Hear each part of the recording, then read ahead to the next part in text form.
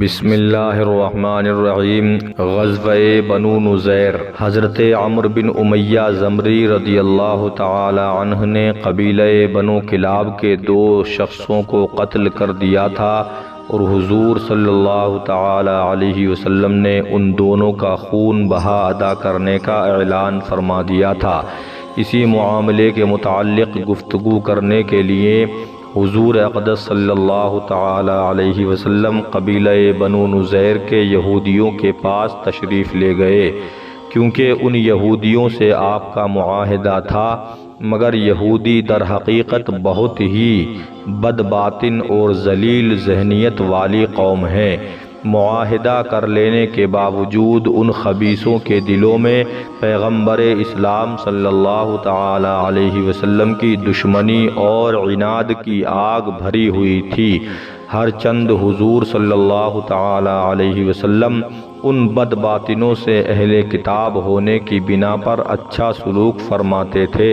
مگر یہ لوگ ہمیشہ اسلام کی بیخ کنی اور بانی اسلام کی دشمنی میں مصروف رہے۔ مسلمانوں سے بغض و عناد اور کفار و منافقین سے ساز باز اور اتحاد، یہی ہمیشہ ان غداروں کا طرز عمل رہا۔ چنانچہ اس موقع پر جب رسول اللہ صلی اللہ تعالی علیہ وسلم ان یہودیوں کے پاس تشریف لے گئے تو ان لوگوں نے بظاہر تو بڑے اخلاق کا مظاہرہ کیا، مگر اندرونی طور پر بڑی ہی خوفناک سازش اور انتہائی خطرناک اسکیم کا منصوبہ بنا لیا۔ حضور صلی اللہ تعالی علیہ وسلم کے ساتھ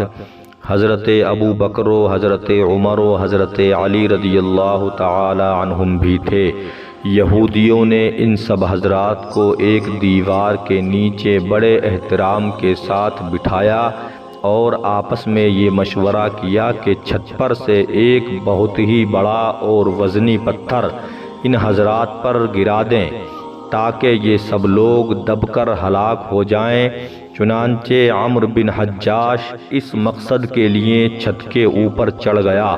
محافظ حقیقی پروردگار عالم نے اپنے حبیب صلی اللہ تعالی علیہ وسلم کو یہودیوں کی اس ناپاک سازش سے بذریعہ وحی مطلع فرما دیا، اس لیے فوراً ہی آپ وہاں سے اٹھ کر چپ چاپ اپنے ہمراہیوں کے ساتھ چلے آئے اور مدینہ تشریف لا کر صحابہ اکرام کو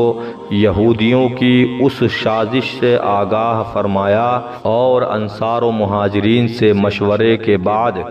ان یہودیوں کے پاس قاصد بھیج دیا کہ چونکہ تم لوگوں نے اپنی اس دسیسہ کاری اور قاتلانہ سازش سے معاہدہ توڑ دیا، اس لیے اب تم لوگوں کو 10 دن کی مہلت دی جاتی ہے کہ تم اس مدت میں مدینہ سے نکل جاؤ۔ اس کے بعد جو شخص بھی تم میں کا یہاں پایا جائے گا قتل کر دیا جائے گا۔ شہنشاہ مدینہ صلی اللہ تعالی علیہ وسلم کا یہ فرمان سن کر بنو نذیر کے یہودی جلا وطن ہونے کے لیے تیار ہو گئے تھے، مگر منافقوں کا سردار عبداللہ ابن ابی ان یہودیوں کا حامی بن گیا اور اس نے کہلا بھیجا کہ تم لوگ ہرگز مدینے سے نہ نکلو، ہم 2000 آدمیوں سے تمہاری مدد کرنے کو تیار ہیں۔ اس کے علاوہ بنو قریظہ اور بنو غطفان وغیرہ کے 2 طاقتور قبیلے بھی تمہاری مدد کریں گے۔ بنو نذیر کے یہودیوں کو جب اتنا بڑا سہارا مل گیا تو وہ شیر ہو گئے اور انہوں نے حضور صلی اللہ تعالی علیہ وسلم کے پاس کہلا بھیجا کہ ہم مدینہ چھوڑ کر نہیں جا سکتے، آپ کے جو دل میں آئے کر لیجئے۔ یہودیوں کے اس جواب کے بعد حضور صلی اللہ تعالی علیہ وسلم نے مسجد نبوی کی امامت حضرت ابن ام مکتوم رضی اللہ تعالی عنہ کے سپرد فرما کر خود بنو نذیر کا قصد فرمایا اور ان یہودیوں کے قلعے کا محاصرہ کر لیا۔ یہ محاصرہ 15 دن تک قائم رہا۔ قلعے میں باہر سے ہر قسم کے سامان کا آنا جانا بند ہو گیا اور یہودی بالکل ہی محصور و مجبور ہو کر رہ گئے۔ اس موقع پر نہ تو منافقوں کا سردار عبداللہ بن ابی یہودیوں کی مدد لے کر آیا، نہ بنو قریظہ اور بنو غطفان نے کوئی مدد کی۔ چنانچہ اللہ تعالی نے ان دغا بازوں کے بارے میں ارشاد فرمایا کہ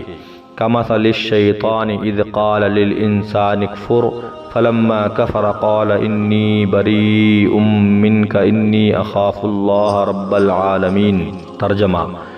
ان لوگوں کی مثال شیطان جیسی ہے جب اس نے آدمی سے کہا کہ تو کفر کر، پھر جب اس نے کفر کیا تو بولا کہ میں تجھ سے الگ ہوں، میں اللہ سے ڈرتا ہوں جو سارے جہان کا پالنے والا ہے۔ یعنی جس طرح شیطان آدمی کو کفر پر ابھارتا ہے، لیکن جب آدمی شیطان کے ورغلانے سے کفر میں مبتلا ہو جاتا ہے تو شیطان چپکے سے کھسک کر پیچھے ہٹ جاتا ہے، اسی طرح منافقوں نے بنی نذیر کے یہودیوں کو شہ دے کر دلیر بنا دیا اور اللہ کے حبیب صلی اللہ تعالی علیہ وسلم سے لڑا دیا، لیکن جب بنو نذیر کے یہودیوں کو جنگ کا سامنا ہوا تو منافق چھپ کر اپنے گھروں میں بیٹھ رہے۔ حضور صلی اللہ تعالی علیہ وسلم نے قلعے کے محاصرے کے ساتھ قلعے کے آس پاس کھجوروں کے کچھ درختوں کو بھی کٹوا دیا، کیونکہ ممکن تھا کہ درختوں کے جھنڈ میں یہودی چھپ کر لشکر اسلام پر چھاپا مارتے اور جنگ میں مسلمانوں کو دشواری ہو جاتی۔ ان درختوں کو کاٹنے کے بارے میں مسلمانوں کے دو گروہ ہو گئے۔ کچھ لوگوں کا یہ خیال تھا کہ یہ درخت نہ کاٹے جائیں کیونکہ فتح کے بعد یہ سب درخت مال غنیمت بن جائیں گے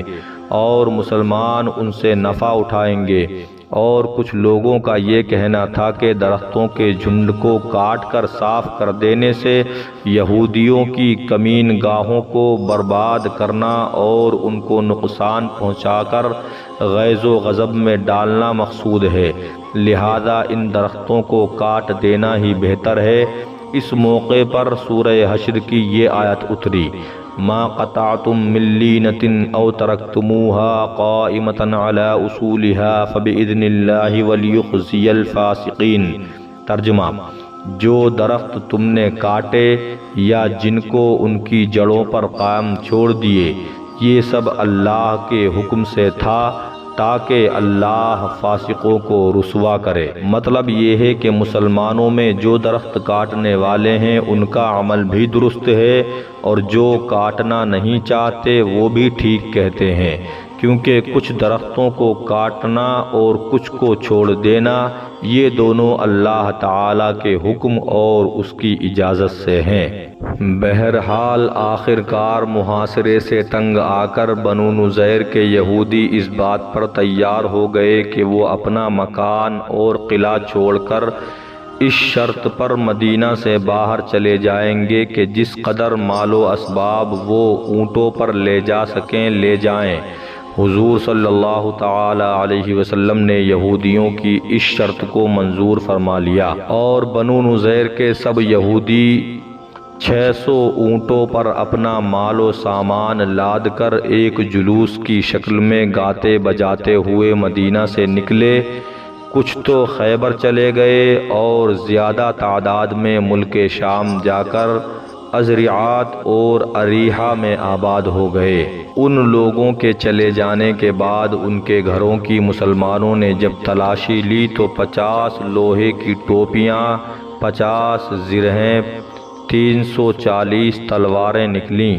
جو حضور صلی اللہ تعالی علیہ وسلم کے قبضے میں آئیں۔ اللہ تعالی نے بنو نذیر کے یہودیوں کی اس جلا وطنی کا ذکر قرآن مجید کی سورہ حشر میں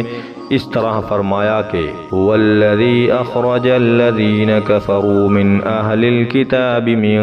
دِيَارِهِمْ لِأَوَّلِ الْحَشْرِ مَا ظَنَنْتُمْ أَنْ